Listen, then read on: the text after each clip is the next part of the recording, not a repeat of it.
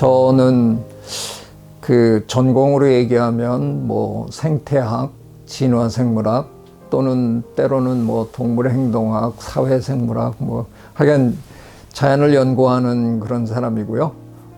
국내에 없을 때 해외에 나가면 주로 저는 열대 정글을 돌아다니는 사람입니다. 아마 대한민국 사람으로 열대를 연구한 제가 아마 최초의 인물일 것 같은데요. 물론 제 이전에 열대에 이렇게 다녀오신 분은 계시겠지만 저처럼 그 몇 달씩 몇 년씩 열대 정글에서 그 묵으면서 거기에 생태계 동물 연구한 사람 별로 없겠죠.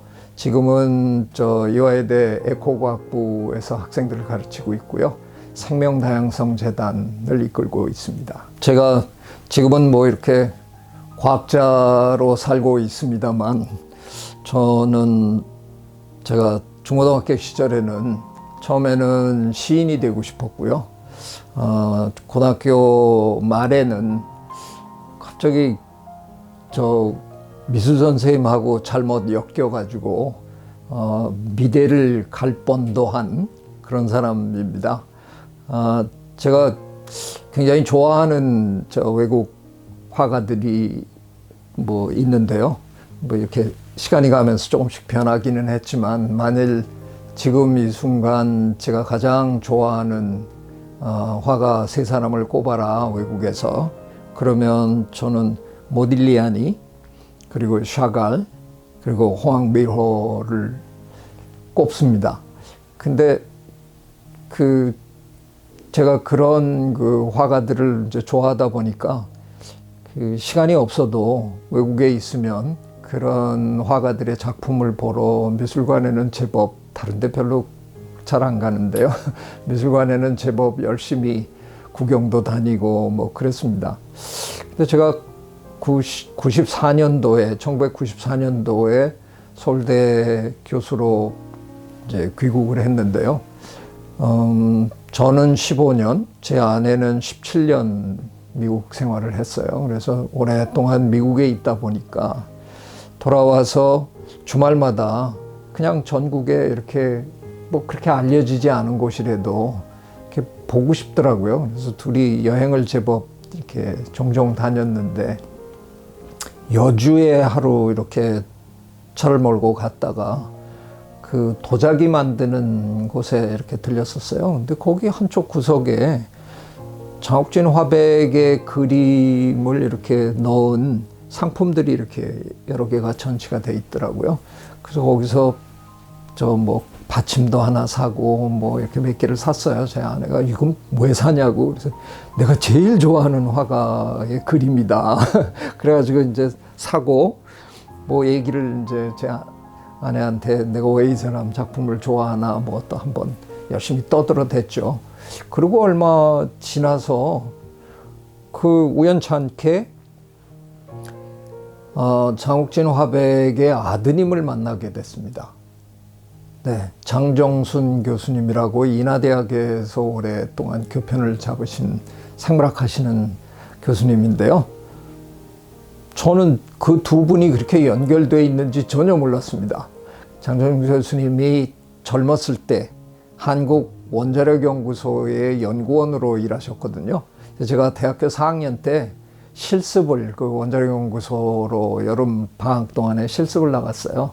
장정순 교수님이 제 사수인 거죠. 제가 조수고 그래서 여러 가지 배우고 그랬는데 지금도 이렇게 기억하면 괜히 웃음이 실실 나오는 게 장정순 교수님은 이렇게 무게 잡는 전형적인 대한민국의 대학 교수 상이 아니고요.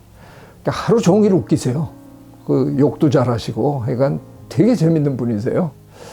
그래서 제가 평소에 굉장히 그냥 좋아하는 나도 이 다음에 교수가 되고 연구원이 되면 이렇게 근엄하게 뭐 같이 일하는 사람들을 뭐 이렇게 호령하고 뭐 이러는 리더가 아니라 장정순 선생님처럼 그냥 친구처럼 늘 재밌게 이렇게 신명나게 막 사람들을 이렇게 북돋고 나도 그런 리더가 돼야지 이렇게 늘 생각하고 있었는데 와, 그 우연한 기회에 그분이 내가 제일 좋아하는 장옥진 화백의 아드님이라는 게 밝혀지고 나니까 뭐 그냥 저는 뭐 요즘 표현으로 그냥 왕찐 팬이 될 수밖에 없는 거죠. 제가 가장 흠모하는 저의 롤 모델 같은 교수님하고 제가 가장 좋아하는 대한민국 화가하고 야, 부자지간이었다. 이거 뭐 어떻게 빠져나올 그게 없습니다. 저는 뭐 진짜 장옥진 화백의 거의 모든 그림을 다 좋아합니다. 그 무지무지 단순한 듯 하면서 그 안에 상당히 많은 것들이 이렇게 담겨 있는 그 오묘함을 제가 굉장히 좋아하죠. 뭐 미술평론가, 전문적인 미술평론가들이 들으면 말도 안 된다고 그러시겠지만 뭐 저야 과학자니까 그냥 제 하고 싶은 얘기 그냥 질러대면 저는 그 단순해 보이는 장옥진 화백의 그림 속에 제가 좋아하는 그 외국의 화가들의 모습이 그 안에 이렇게 다 조금씩 보여요. 제 눈에는. 그래서 그냥 너무 좋아요. 뭐 어느 작품을 하나 이렇게 고르라고 하는 거는 저한테는 상당한 고문인데요. 그래도 어쨌든 골라봐라. 그러면 제가 한 2작품 정도를 골라봤는데요. 이게 1957년 작품인데요. 나무와 새라는 작품입니다. 뭐 어찌 보면 뭐 그냥 되게 깔끔하고 심플한 그런 작품인 것 같은데 이 안에 나무도 있고 새도 있고 달도 있고 해도 있고 근데 사람도 있어요. 그리고 사람이 사는 마을도 자그마하게 나무 위에 얹혀 있잖아요. 제가 장옥진 화백을 감히 생태화가라고 부르는 이유가 장옥진 화백의 그림 속에는 이런 것들이 서로 떨어져 있는 게 아니라 항상 연결돼 있어요. 그래서 우리 생태학에서 가장 중요하게 여기는 개념 중에 하나인 공존이 장옥진 화백의 그림에는 그냥 굉장히 자연스럽게 표현이 되어 있습니다. 공존을 하긴 하는데 인간이 압도하는 그런 공존이 아니거든요. 늘 보면 장옥진 화백의 그림에는 이 그림 특별히 그래서 제가 좋아하는 건데 새가 가장 크죠. 사람은 별로 크지 않고요. 심지어는 마을도 나무보다 크지 않아요. 어떻게 보면 장옥진 화백이 생각하는 자연의 질서 이런 건 이 정도의 게 아닐까 그런 생각이 들게 하는 그런 작품입니다. 1989년에 그리신 풍경이라는 작품인데요. 뭐 장옥진 화백 풍경이라는 작품이 굉장히 많은데 마찬가지로 이 작품에서도 여러 자연의 여러 요소들이 공존하고 있고요. 특별히 제가 그냥 이 작품을 은근히 좋아하는 건 2가지 이유 때문에 그런데요. 하나는 까치를 그리셔서 제가 까치를 거의 지금 25년 가까이 연구하고 있습니다.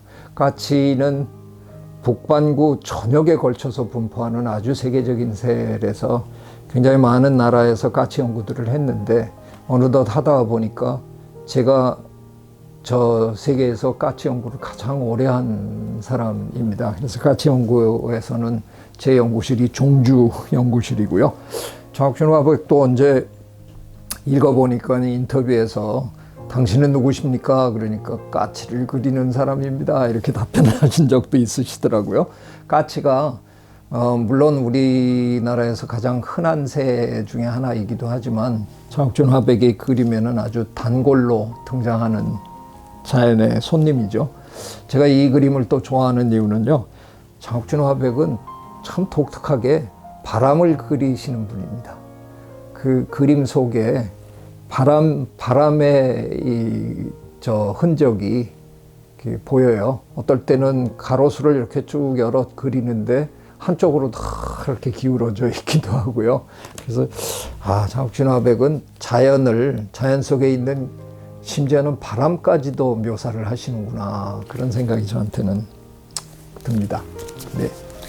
제가 저 이미 말씀드린 대로 장욱신 화백은 때로는 자연을 묘사하는데 바람까지도 묘사하더라. 제가 그렇게 말씀드렸는데 이번에도 그런 걸 이렇게 물씬 느끼게 해주는 작품이 가로수라는 작품이 있더라고요. 네, 그 작품을 보면 역시 그 바람 속에 그 여러 자연의 그 요소들이 함께 공존하고 있고 바람의 방향이 뭐 조금씩 바뀌기도 하고 막 이런 걸 왠지 저는 느낄 수 있을 것 같아서 저는 좋아요. 제가 뭐 거듭 변명을 합니다만 제가 뭐 미술에 대해서 뭘 압니까? 근데 그나마 그래도 미술을 좋아하고 평생 그림 보러 다니고 이런 그 관점에서 제 나름대로 서양의 풍경화랑 동양의 풍경화랑 저는 굉장히 다르다고 늘 느꼈어요. 서양의 풍경화들을 보면 그냥 한마디로 그냥 장엄합니다. 그냥 그 범접할 수 없는 자연의 위용을 그냥 그려대는. 그래서 자연은 우리가 어떻게 보면 접할 수 없는 어떤 그런 존재 이렇게 표현을 하는 것 같아요. 그건 뭐 서양의 역사에서 우리가 한번 보면 원래 우리 인류의 역사에서 자연은 처음에는 공포의 대상인 거죠. 늘 우리가 자연 속의 맹수들에게 잡혀 먹혔고 자연재해로부터 뭐 엄청난 피해를 입었고, 그러니까 서양의 그 역사에서는 자연이란 원래 공포의 대상이었던 건데 우리가 이제 어느 순간부터 과학의 힘을 빌어가지고 기술을 손아귀에 넣기 시작하면서부터는 자연을 정복의 대상으로 서양에서는 이제 그렇게 생각을 하고 자연을 자꾸 유린하기 시작하고 이렇게 된 거죠. 근데 서양의 화가들은 여전히 자연을 그려봐라 그러면 평소에는 못 보던 그런 먼 곳의 자연, 범접할 수 없는 그런 자연들을 늘 묘사하는 것 같다는 느낌을 항상 받았어요. 근데 우리나라나 중국의 산수화를 이렇게 보면 참 신기할 정도로 그 엄청난 계곡에 폭포수에 뭐 이런 걸 다 그려놓고 자세히 이렇게 보면 그 폭포수 옆에 어떤 도인이 이렇게 서 있어요. 그리고 어떨 때는 그 강가에 작은 정자가 이렇게 또 그려져 있고, 그래서 제가 이제 농담으로 가끔은 이런 얘기 합니다. 그 옛날에도 동양은 인구 밀도가 높아가지고 이게 그냥 청정자연이 없었나 보다. 저 오지에도 기어코 사람의 흔적이 있는 걸 동양의 화가들은 표현한 게 아닐까. 근데 그거보다는 더 뭐라 그럴까요? 더 제대로 된 평가는 동양에서 생각하는 자연은 그냥 우리 인간과 완벽하게 분리되어 있는 그런 자연이 아니라 동양에서는 언제나 우리 인간이 자연의 일부라고 생각하고 우리가 자연을 대해 왔잖아요. 그게 그림에서도 그렇게 표현이 되는 거라고 저는 생각해요.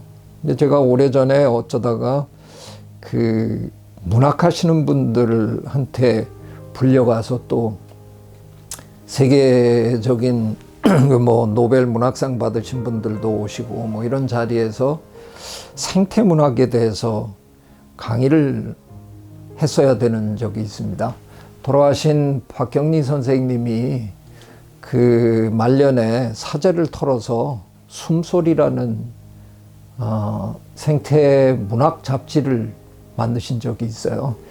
저한테 뭐 그 편집도 맡기시고 막 이런 말도 안 되는 부탁을 하셨는데 그 경험을 한 몇 년 하면서 참 많은 걸 배웠어요. 그런데 그거 역시 저는 또 서양하고 동양하고 굉장히 다른 걸 관찰하게 되더라고요. 생태문학이라는 분야가 있는데 마치 지금 우리 동양에서는 생태문학은 서양에서 만들어진 거고 그걸 이제 우리가 도입을 해서 우리도 무슨 생태문학을 해야 된다 이렇게 얘기를 하는데, 기껏 서양에서 얘기하는 생태문학의 기원은 T.S. 엘리엇 정도예요. T.S. 엘리엇의 황무지를 읽어보시면 그 자연이 황폐해가는 그런 거에 대해서 굉장히 가슴 아파하는 그런 것들을 묘사했잖아요. 근데 저는 그걸 읽으면서 늘 뭘 느꼈냐면, 이게 무슨 생태문학인가? 이거는 그냥 환경 고발 문학이지, 인간이 자연을 잘못 대했다 하는 그런 거에 대한 반성이지, 생태는 환경하고 좀 다른 개념이거든요. 박경희 선생님이 늘 그런 말씀 하셨어요. 저 환경부 이름 좀 바꾸라 그래. 저보고 그러셨어요. 왜요? 아니, 다른 정부 부처들은 매번 이름 바꾸던데 환경부는 왜 안 바꾸는 거야? 그래서 뭐로 바꿔야 되는데요? 생태부로 바꾸라 그래. 그러시더라고요. 그래서 왜요? 생각해봐. 환경은 알맹이는 쏙 빼놓고 뺑 둘러싸고 있는 그 주변 얘기잖아. 그러니까 환경부라고 해놓고 저양반들 맨날 저 강에 가서 비오디나 재고 뭐 이런 거 하지, 그 속에서 사는 생물 그리고 인간에 대한 성찰이 너무 없잖아. 그래서 생태부라고 바꾸라 그래. 정확하게 짚으신 말씀이거든요. 진정한 생태 문학은 그 안에 살고 있는 생물과 환경과의 그 관계 맺음을 표현해야 되는 거라고 생각하는데, 서양의 문학에는 그런 게 별로 안 보여요, 사실. 근데 사실은 그래서 공부를 좀 하다 보니까 동양에는 굉장히 오래전부터 많은 시인들이, 또 글을 쓰는 분들이 이른바 정경교육의 그런 정신을 표현을 많이 하거든요. 그야말로 자연과 우리의 마음이 함께 어우러진다 하는 것을, 인간이 자연의 일부로서 그냥 자연 속에 있다는 정도가 아니라 자연과 호흡한다는 거죠. 그 대표적인 시 하나 제가 소개를 좀 한번 할까요? 중국의 왕유라는 시인이 쓴 중리관이라는 시거든요. 제가 한번 그냥 읽어보겠습니다. 그간 대숲에 홀로 앉아 검은고 타고 다시 긴 휘파람 부노라. 깊은 숲속이라 사람들은 알지 못하나 밝은 달이 찾아와 서로 비추네. 이렇게 표현했어요. 그러니까 깊은 숲속에서 혼자 검은고를 타고 있는데, 뭐 깊은 숲속이니까 사람은 내 검은고 소리를 듣지 못할 텐데, 달이 찾아와서, 이게 앞권인데요. 달이 찾아와서 나를 비추네가 아니라 달이 찾아와서 서로 비추네라고 표현합니다. 내 인간이라는 존재가 자연 속에서 그냥 하나의 일부로 그냥 존재하는 게 아니라 내가 자연과 함께 있다라는 걸 아주 표현하는 그런 아주 멋진, 저는 시라고 생각하거든요. 바로 이런 점에서 저는 감히 그 장옥진 화백을 제가 생태화가라고 부르고 싶은 이유는, 제가 본 많은 서양의 화가들, 그 자연을 그려낸 그 많은 화가들은 그냥 자연을 저만치 두고 그렸어요. 자연하고 그 화가하고, 아니면 자연하고 그 작품을 보는 우리하고 특별한 교감이 없어도 멋있네, 야, 그거 웅장하네, 그냥 그 정도의 교감 정도에서 그치는 작품인데, 장옥진 화백의 그림에는 자연이 언제나 인간하고 같이 있고요. 자연이 언제나 새하고 자연이라고 얘기할 때 이제 숲이 언제나 새하고 같이 있고, 장옥진 화백이 강 그림들도 이렇게 보면요, 그냥 배경에 큰 산이 있고 강이 흐르고 뭐 이런데 그걸로 끝나는 것 같지만, 이렇게 자세히 보면 저 강 한가운데 작은 배가 하나 더 있어요. 사람이 언제나, 뭐 언제나는 아니라도 참 자주 선생님의 그림에는 사람이 함께 있어요. 그런데 그 사람이 자연을 훼손하거나 자연을 지나치게 지배하거나 압도하는 게 아니라 자연 속에서 그냥 일부가 돼서 함께 살아가는 그런 모습을 항상 그리셨다는 거죠. 저는 이게 제가 몸담고 있는 생태학에서 가장 소중한 그 개념이거든요. 우리 인간이 과연 자연과 어떤 관계 맺음을 해야 되느냐. 아까도 말씀드린 대로 굉장히 오랫동안 우리는 자연을 두려워하고 살다가 어느 순간부터 자연을 훼손하기 시작하고, 굉장히 오랫동안 저희 생태학자들은 인간의 영향이 미치지 않는 그런 자연의 모습을 연구해야 된다고 해서 오지로 계속 가서 연구를 했었어요. 그리고 인간의 영향이 조금이라도 미친 것 같으면 그런 논문은 인정받지 못하던 시절이 굉장히 오래 진행이 됐는데요. 어느 순간에 이제 우리가 저 현실로 돌아온 거죠. 지금 지구에서 인간의 영향이 미치지 않은 곳은 없어요.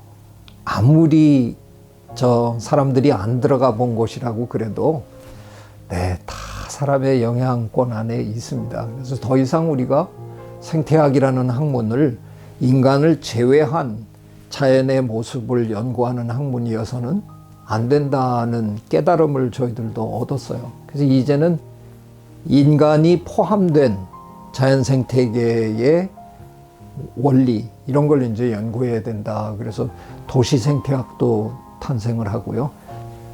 그런 관점에서 이렇게 다시 제가 그런 공부를 하고 다시 귀국을 해서 장혁준 화백의 그림을 다시 만나보니까, 저야 뭐 예전에 그 젊었을 때도 장혁준 화백의 그림을 좋아했지만, 그때 장혁준 화백의 그림을 좋아했던 제 이유와 제가 생태학이라는 학문을 하고 돌아와서 생태학자로서 장혁준 화백의 그림을 다시 만났을 때에 제가 그분의 그림에 매료될 수밖에 없는 이유가 확연히 달라진 거예요. 내가 공부한 그 자연의 모든 그 원리가 이분의 이 단순한 그림 안에 어쩌면 이렇게 기가 막히게 표현이 되어 있을까. 참으로 놀랐어요. 그래서 저는 감히 아직 다른 어떤 화가에서도 저는 아직 그런 것들을 이렇게 진하게 발견하지 못하고 있습니다. 감히 장혁준 화백을 생태화가다, 이렇게 저는 정의하고 싶습니다. 이번에 우리가 코로나19라는 참 전대미문의 이런 어마어마한 경험을 하면서 그 가장 소중한 교훈으로 세계인들이 다 이렇게 생각하고 있는 게 연대거든요. 이게 우리가 다 연결돼 있구나. 뭐 자연하고도 이렇게 우리가 연결돼 있는지 미처 몰랐던 거죠. 자연에 있어야 될 바이러스가 우리한테로, 인간계로 건너와 버린 거니까, 이게 그냥 분리되어 있는 게 아니라 우리가 사실은 다 연결되어 있는 거구나 하는 것도 느꼈고요. 더 기가 막힌 그 경험은 그냥 그동안 많은 석학들이 함께 가는 세상이다라고 얘기를 했음에도 불구하고 우리는 그 함께 간다는 게 무슨 뜻인지 잘 이해를 못했어요. 근데 이번에 우리가 이걸 겪으면서 모든 사람이, 그러니까 권력이나 돈이나 이런 거와 상관없는 거죠. 우리 사회의 모든 계층의 사람들이 전부 바이러스로부터 자유로워져야 우리가 함께 정상으로 돌아갈 수 있다는 거죠. 뭐 부자와 권력 있는 사람들만 백신 다 맞고 그러면 그분들은 마스크 벗고 활개치고 돌아다닐 수 있나? 아니잖아요. 배달하는 사람들, 식당에서 일하시는 분들, 이분들도 다 바이러스로부터 자유로워져야 우리가 모두가 다 자유로운 생활로 돌아갈 수 있는 거잖아요.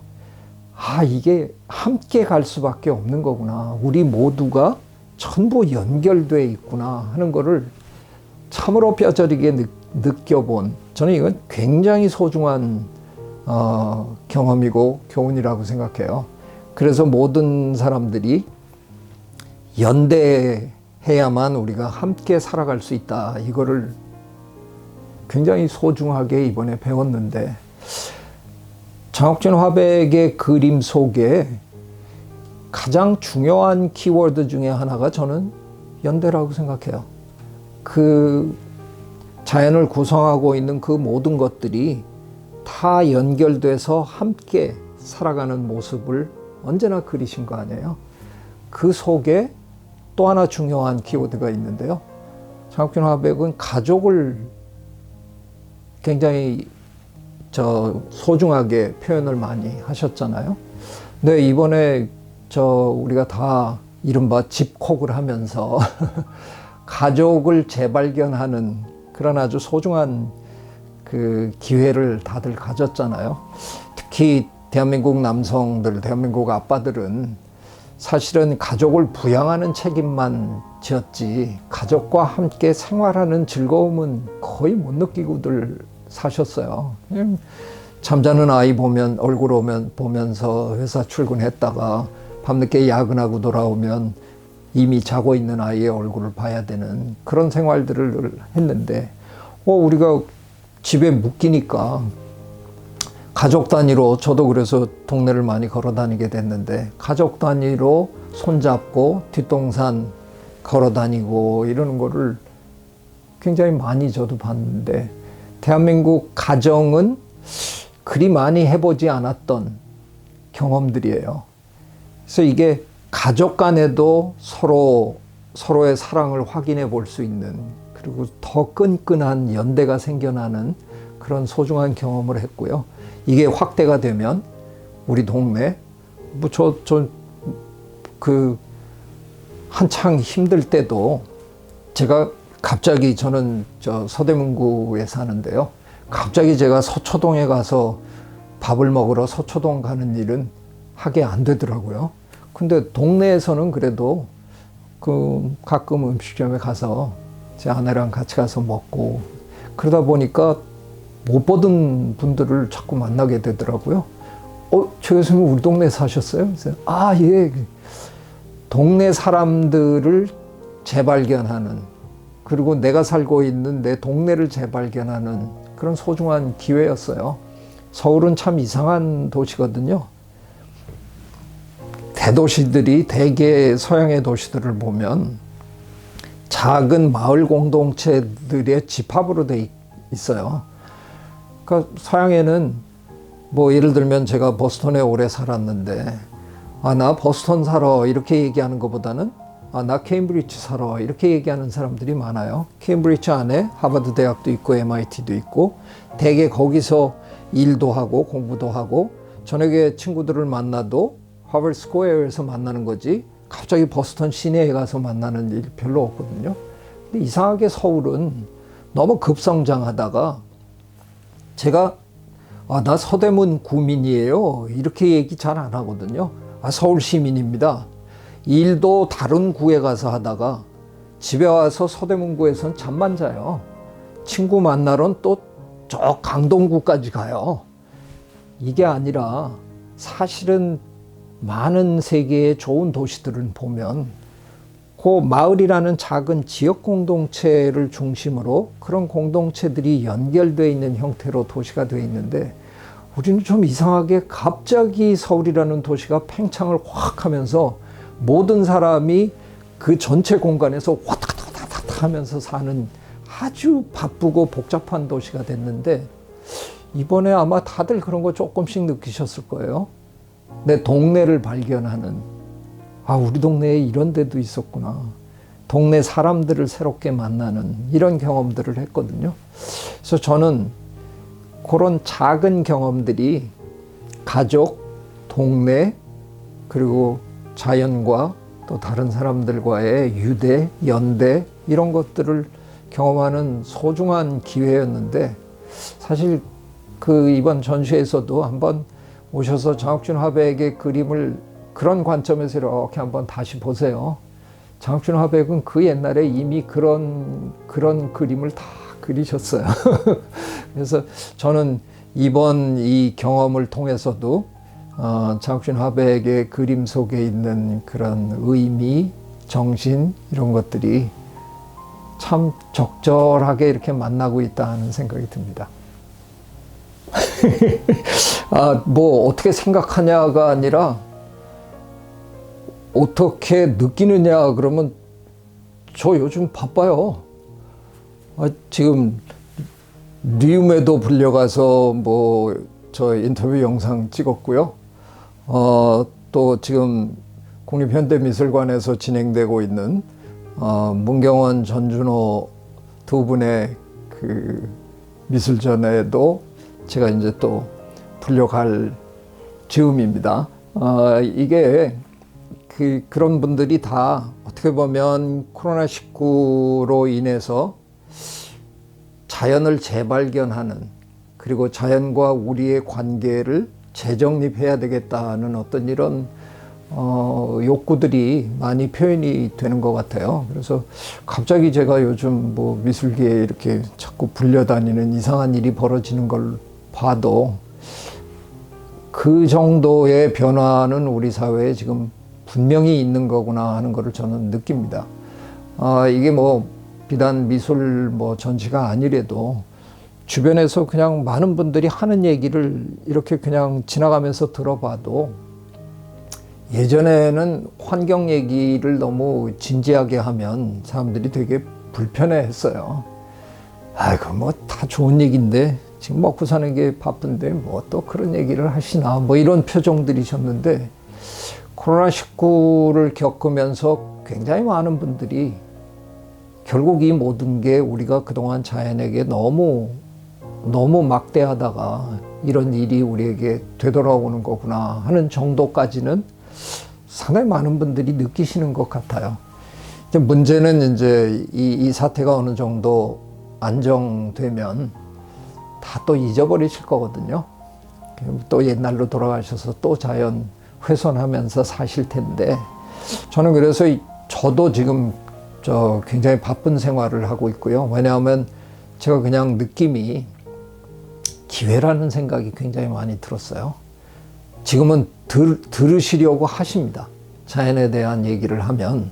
예전에는 그래 좋은 얘기입니다 그러시던 분들이 이제는 똑바로 앉아서 저랑 눈을 맞추면서 들으세요. 그래서 제가 지금 강연을 엄청 많이 하고 있고요. 저는 이게 어떻게 보면 지금 우리 미술계에서도 그런 일종의 계몽의 분위기가 있는 건 아닐까 그런 생각을 해봅니다. 지금이 어쩌면 보다 많은 분들에게 자연과 우리의 관계가 어떠해야 한다는 걸 표현하고 알려줘야 되는 아주 그런 소중한 기회다 이런 생각이 많이 드시나 봐요. 저는 고마워요. 굉장히. 제 지도 교수님, 하버드 대학의 에드워드 윌슨 교수님이 소설까지 쓰셨어요. 몇 년 전에.